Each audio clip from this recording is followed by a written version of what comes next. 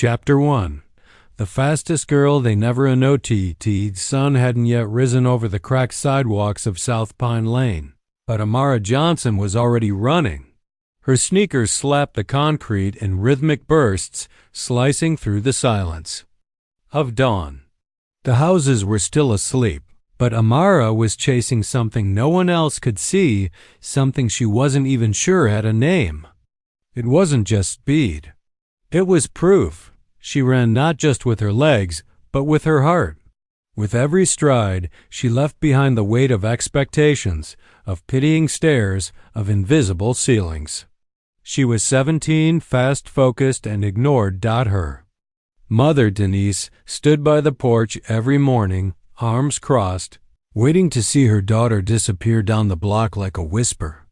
Denise worked 2 jobs and carried a quiet kind of pride, the kind only single mothers in underserved neighborhoods understood. When Amara would return, soaked in sweat and breathless, her mother never asked, "Why so early?" She already knew. The world would make her daughter fight harder for everything, and Amara had decided to start early. Jefferson High School didn't look like much from the outside. Faded blue paint, broken water fountains, a football field that hadn't seen fresh turf in years. But what it lacked in funding, it made up for in politics, the kind you don't read about. The kind that decides who belongs in the spotlight, and who stays on the sidelines. Amara was in her junior year, and if you asked anyone who the fastest girl on campus was, most wouldn't even say her name. Not because they didn't know it, but because they'd never been taught to look in her direction. She was a ghost in hallways, passed over in honors classes, underpraised in track meets, and overly criticized in practice. Yet, she was always the first to arrive and the last to leave. Her 100-meter dash time was better than any girl on the team by far. Coach Willis knew it. The whole team did. But knowing didn't mean acknowledging. He'd say it with a tight smile and a clipped tone. "You've got potential, Amara, but you need to manage that attitude." Attitude, that word again. The code word. It wasn't attitude when Ashley, the blonde sprinter from Uptown, shouted after winning. It wasn't attitude when Sarah tossed her baton in frustration after a missed relay handoff. But when Amara clenched her fists after being benched, that was attitude. They called her too aggressive, too intense, too emotional, but never too fast. Not out loud. One afternoon, after another practice where Amara had smoked every girl in 5 straight sprints but was still left off the meet roster, she approached Coach Willis. "Coach," she said, breath still heavy, "I just want to know what else I need to do to make the lineup." Willis didn't even look up from his clipboard. "Amara, it's not just about speed. It's about composure. You've got to be more of a team player. You can't just run angry." "I'm not angry. I'm focused," she shot back, the frustration slipping through. "That's exactly what I mean," he said, pen scratching across the paper. Too aggressive. She stood there for a moment, stunned. Then turned, fists clenched, and walked off the field again. Later that night, Amara sat on the edge of her bed, tying and untying her shoelaces. The silence in the room felt loud. Her walls were bare, except for one photo of her as a child, running in an old church parking lot, her mom cheering with a styrofoam cup in one hand and pride in the other. "Ma," Amara called out, "what do you do when you feel invisible?" Her mother stepped in, apron still on, hands dusted with flour from the night shift. She looked at her daughter, her eyes soft but fierce. "You ain't invisible, baby," she said, sitting beside her. "They just ain't looking." Amara looked down, ashamed to let her tears show. "They say I'm too much, too loud, too intense. I'm not like the others." "No, you're not," Denise said firmly. "You were born with fire. Some people too afraid to see a black girl burn that bright." Amara's lips trembled. "So, what do I do?" Denise reached out, gently lifted her chin. Prove them wrong without screaming. Let your legs do the talking. The next day, Amara did just that. She ran until her lungs begged for air. She trained harder, kept her head down, logged every sprint time in a worn notebook she kept in her locker. She didn't protest when she was benched again, or when Coach Willis put slower, less skilled girls ahead of her. She just ran. Still, the whispers kept coming. She's so intense. Why doesn't she smile more? Maybe she just doesn't fit the team vibe. But Amara didn't run to fit in. She ran to break out. During lunch, she would sit alone under the bleachers and time herself with a cracked stopwatch she bought at a garage sale. She analyzed YouTube clips of Olympic runners on a school library computer that barely worked. She mimicked their form, learned their breathing techniques. She trained like she had something to prove, because she did. And yet, the school paper featured another article on Ashley's grace under pressure. Another full-page spread for Sarah's comeback story. Nothing about Amara, not even a line. That week, the team qualified for the regional semifinals. The official lineup was posted on the locker room board. Amara walked in, heart racing. She wasn't on it. No explanation. No comment. Just omission. She stared at the paper, the ink mocking her. Then she turned around and walked out again. That Friday, as the team left for the meet, Coach Willis looked at Amara and nodded as if expecting her to smile and wish them luck. She said nothing, just stood with her arms crossed, watching the bus drive away. Behind her, her mom waited in the car, engine running. As Amara got in, Denise didn't ask any questions. She simply looked at her daughter and said, "It's not their lane that defines you. It's the race you run when nobody's watching." Amara nodded, eyes locked on the road ahead, because someday they would watch. Someday they'd have no choice. Chapter 2. Silenced in Esperance. The week leading up to the state qualifiers buzzed with excitement at Jefferson High. Banners went up in the gym. Team jerseys were freshly pressed. Even the lunch lady handed out free chocolate milk to the athletes. For everyone else, it felt like a celebration. For Amara Johnson, it felt like a countdown to silence. She knew her numbers. Her 100-meter time was still the fastest on the team. Her 200-meter split was nearly record-breaking. Her stamina? Untouchable. Yet, when the lineup for the upcoming state meet was posted, there it was again, her name, missing. Not in the 100. Not in the 200. Not even as a backup for the 4x100 relay. She stared at the sheet, like it had to be a mistake. But it wasn't. It never was. A few teammates glanced over. Some avoided eye contact. One or two gave her a quiet, almost guilty look before walking away. Not one person said her name out loud. Coach Willis called out casually, clipboard in hand, "Amara, you'll be supporting the team as assistant this week. Hydration and gear management. Make sure the girls are prepped before each heat." He didn't say it cruelly.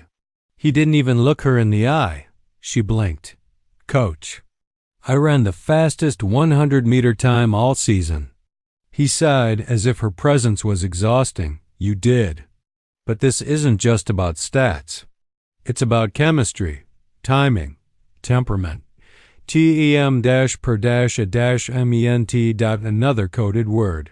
She wanted to scream, to throw his clipboard onto the track and tell him how wrong he was. But her mother's voice echoed in her mind. Prove them wrong without screaming. Let your legs do the talking. So instead, she nodded. Double quotes, "Yes, coach," she said, her voice level. "I'll bring the water."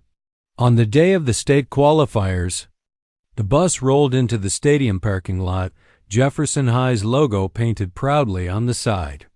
The other girls laughed, playing music from a phone speaker.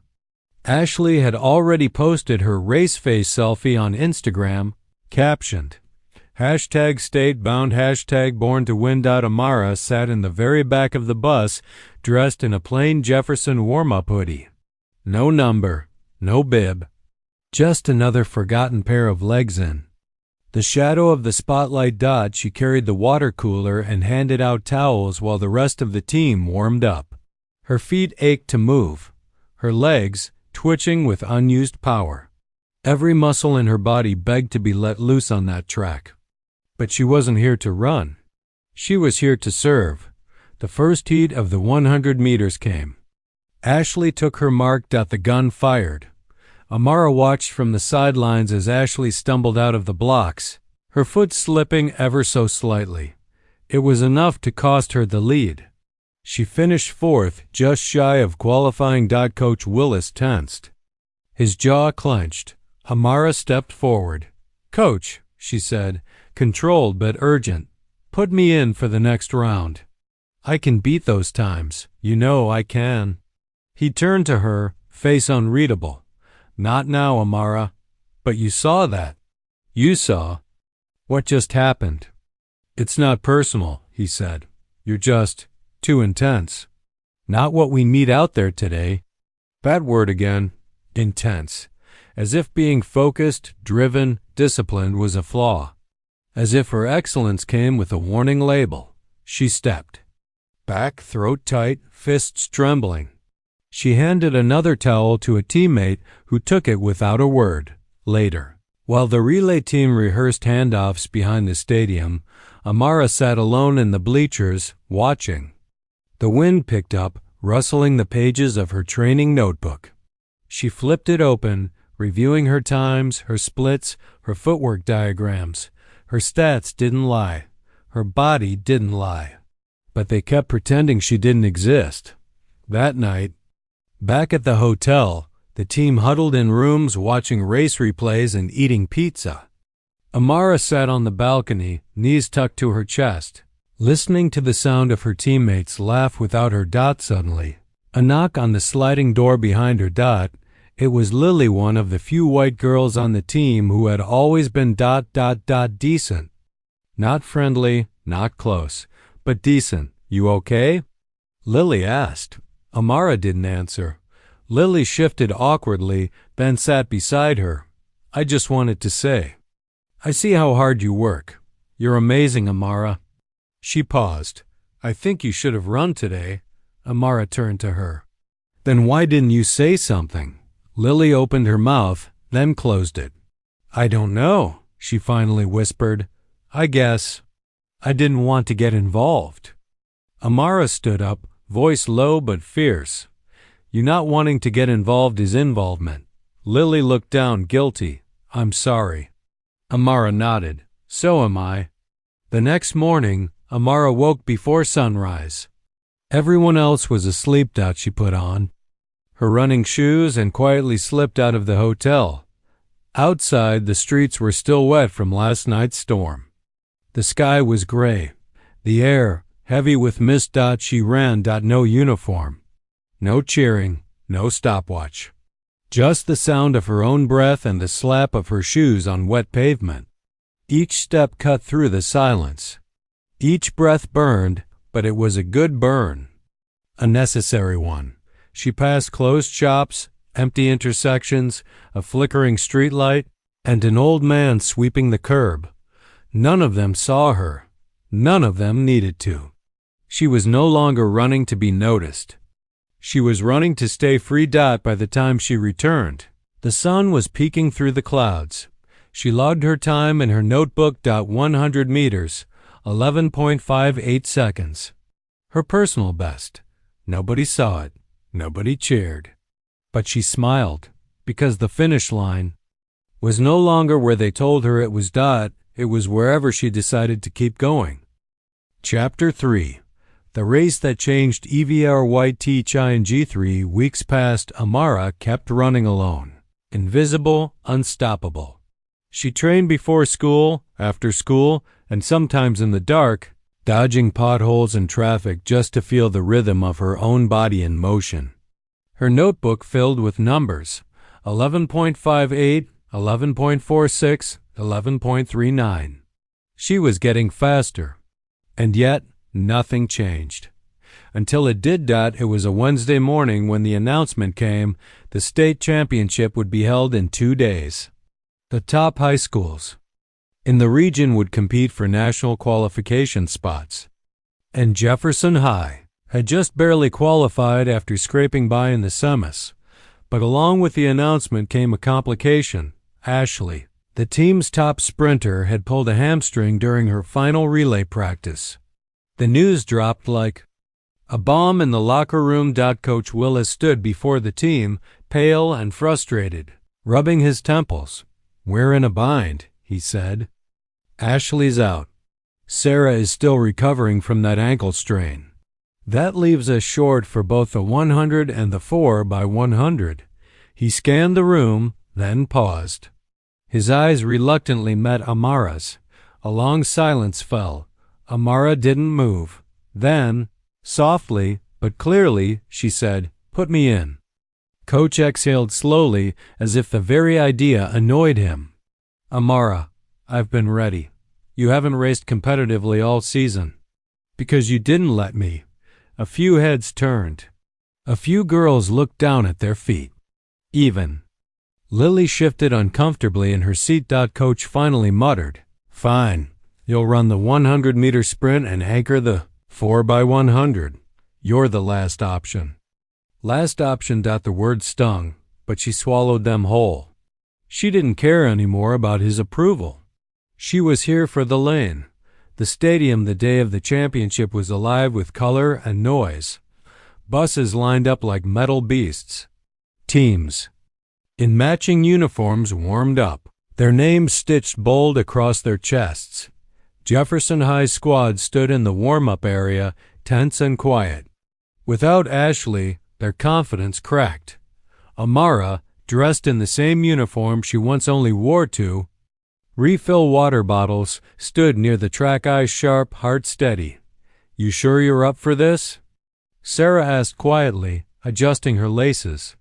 "I was born for this," Amara replied, not even blinking. The announcer's voice echoed across the stadium. "Up next, girls 100-meter finals. Top seed from Ridgeway High, Lane 4, Jefferson High Lane. 6. Amara stepped onto the track, the rubber warm beneath her spikes.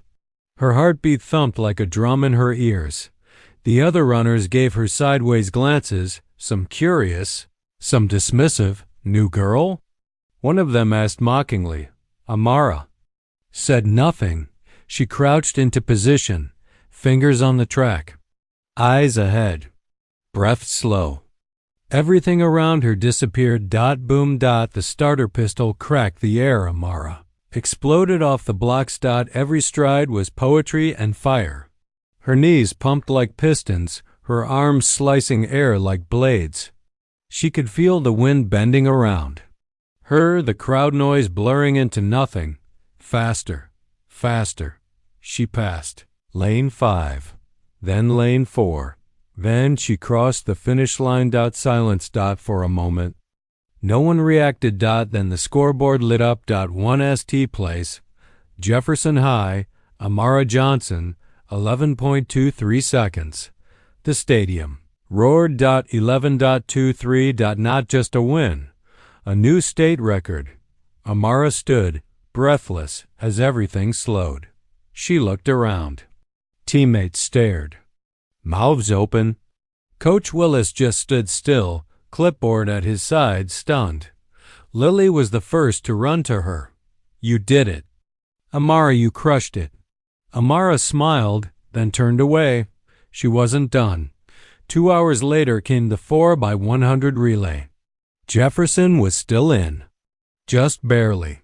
Amara would anchor the team. As she waited for the baton, the cheers from the stands blurred. She focused on the final stretch of the track. Her domain now, the third. Runners sprinted toward her. The baton slapped into her palm. She ran like she was running from everything and toward everything at once. She didn't just gain ground, she devoured it. When she crossed the line, Jefferson High took third, just enough to qualify for nationals, but nobody was talking about third place. They were talking about her sprint, her record, her fire. Reporters came. Cameras flashed. One headline spread across the internet by morning. Coach benched black girl for being too aggressive. Then she beat the state record. That evening, Amara sat alone in the bleachers, the stadium, now empty. Her mother joined her, a proud tear in her eye. "I told you," Denise said. "Your legs would speak for you." "They're finally listening," Amara whispered. "No," her mother corrected gently. "They're finally being forced to." Amara nodded. But deep down, she knew this wasn't the finish line. It was just the beginning. Chapter 4. When the crowd stood silent, silence didn't hit right away. At first, there was just disbelief. People scanned the scoreboard again and again, as if the numbers might change. As if they couldn't possibly be seeing what they had just witnessed. Amara Johnson, the girl no one saw coming, the aggressive bench warmer, the water girl, had just shattered the state record, and she hadn't done it by a hair's breadth. She'd done it with a force that left no room for doubt. The stadium had gone quiet, not because it didn't care, but because it didn't know how to respond. A black girl from the sidelines had just flipped the entire script, and for the first time, they didn't have words. Within 24 hours, her name spread across the internet like wildfire. Videos of the race were clipped, edited, looped, and reposted across platforms. Black girl benched for being too aggressive, sets new national record. She was ignored. Then she ran faster than everyone. Coach's last option just made history. Hashtags trended. Hashtag Amara Johnson. Hashtag let her run. Hashtag too fast to ignore. News crews began circling Jefferson High like hawks. Reporters showed up at the gates asking for interviews, angles, comments. Students whispered in hallways. Teachers scrambled to appear supportive, but no one was under more pressure than Coach Willis. He was suddenly a national example, for all the wrong reasons. One article in a major sports outlet put it plainly.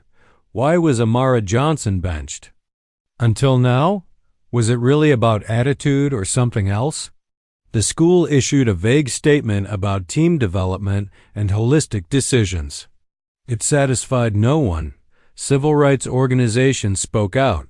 Activists tweeted, "This is what systemic bias in youth sports looks like."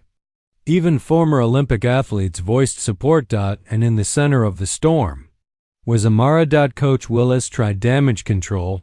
On Monday morning, the school's Twitter account posted a photo of Amara in uniform holding her medal with the caption, "Proud of our champion, Amara Johnson, for representing Jefferson High with excellence." The comments exploded with backlash. "Funny, you weren't proud last week. Don't celebrate what you tried to suppress. Give her the team spot she earned, not just a tweet." Coach Willis went further. He posted a personal message. "Amara is one of the most talented athletes I've ever coached. Sometimes tough decisions are made, but I've always believed in her." Amara read it once. Then closed the app. She knew what this was. This wasn't remorse. It was reputation management. Offers began to pour in. Colleges, sponsorship scouts, even daytime talk shows. One morning, the school counselor pulled Amara aside. "You've been invited to speak at the Young Women of Power Summit downtown. They want to feature you as a keynote." Amara blinked. "Me?" "Yes, your story's inspiring people. Young black girls are writing letters to the school, saying you made them feel seen." She wasn't used to this. The lights, the microphones, cameras. For years she had sprinted in silence. Now, everyone wanted her voice. But what they didn't understand was this: her power was never in what she said. It was in what she did. Still, she agreed. The night of the summit arrived. 1,000 people filled the auditorium, educators, students, journalists. Her name was printed on the program in bold. Amara Johnson, athlete, trailblazer, student. She stood backstage, wearing the same running shoes she had broken the record in. She could still feel the curve of the track beneath them. The host introduced her. Applause thundered as she walked onto the stage. The spotlight hit her face. She stepped up to the microphone, paused, then said, "You never heard my voice." The crowd hushed. "But today, you heard my footsteps. You didn't see me when I ran in the mornings alone. You didn't see the times I was benched, overlooked, dismissed. You saw me when it was too loud to ignore. So no, I'm not here to thank you for finally noticing me. I'm here to remind every girl who's been sidelined that your story doesn't start when they let you in. It starts the day you refuse to stop. Because silence doesn't mean weakness. Sometimes silence is just focus. And sometimes the loudest thing in the world is a girl running past every lie they told her about herself. Standing ovation, not because it was perfectly delivered, but because it was undeniably real. The next day, Amara returned to school. Some teachers smiled at her awkwardly, trying to act familiar. Some students who never spoke to her before now asked for photos. Even the principal called her a bright light in our school's legacy. But she didn't bask in it.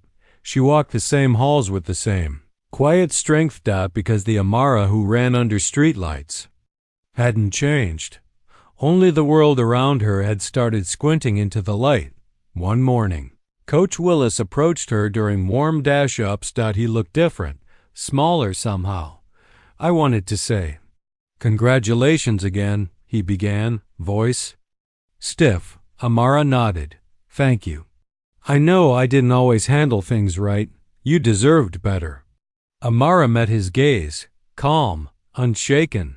"I know." There was no bitterness in her voice, just clarity. She turned, crouched at the start line, then ran a solo 100-meter sprint. No stopwatch. No cheering crowd.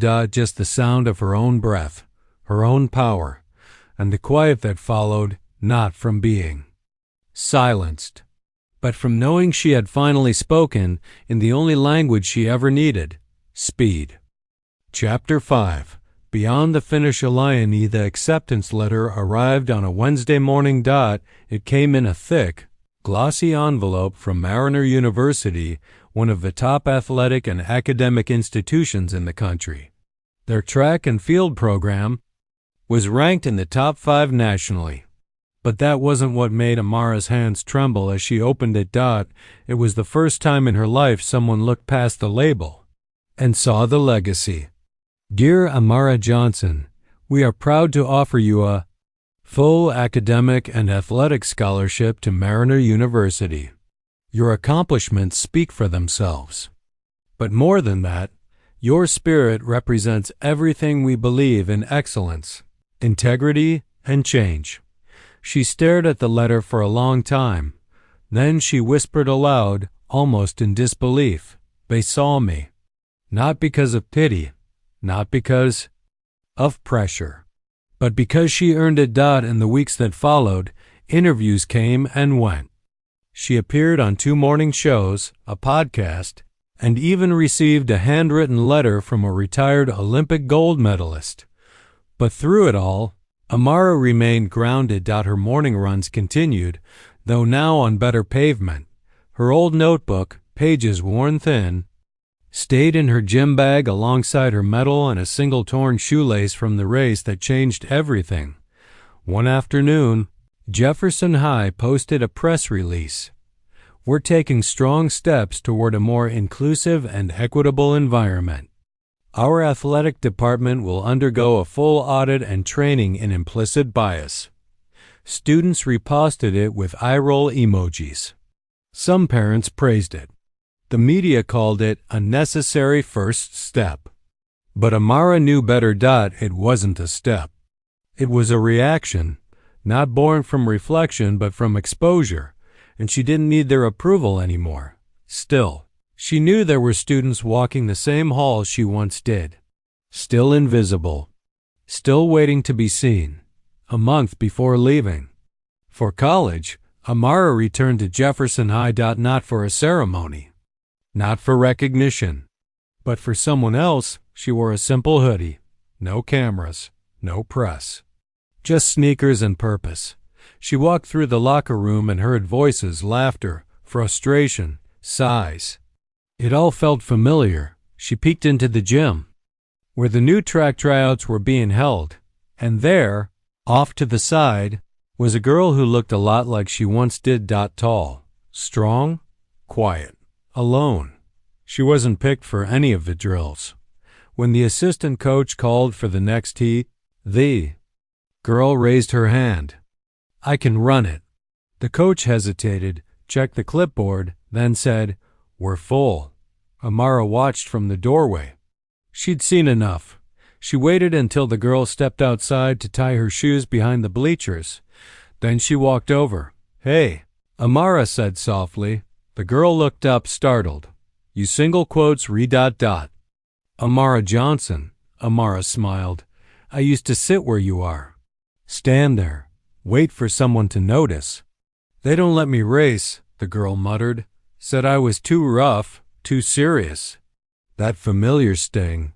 Amara reached into her bag, pulled out a pair of weathered running shoes, the ones she wore when she broke the record. She handed them over. "They're not new, but they've been through storms." The girl stared at them, wide-eyed. Amara nodded. "I ran through storms with these. Now you do better." The girl gripped them tightly. "I will." Amara placed a hand on her shoulder. "I know you will." Months later, a stadium.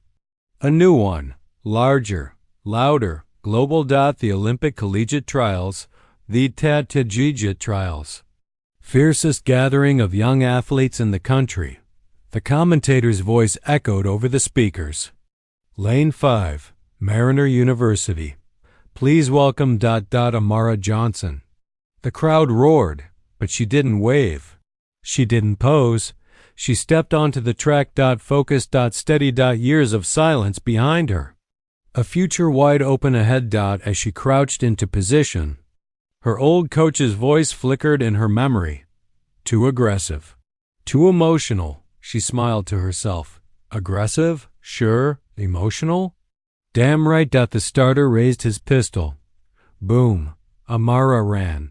Not just for herself, not for a school, not even for revenge, but for every girl who'd ever been told to sit down, be quiet, wait her turn. This wasn't the finish line. This was the start of something bigger. And this time, the whole world heard her footsteps. End of story. Thank you for listening to Amara's journey, a story of silence, strength, and unstoppable speed. If this inspired you, don't forget to like, share, and subscribe for more powerful stories. Until next time, keep running your race, no matter who's watching.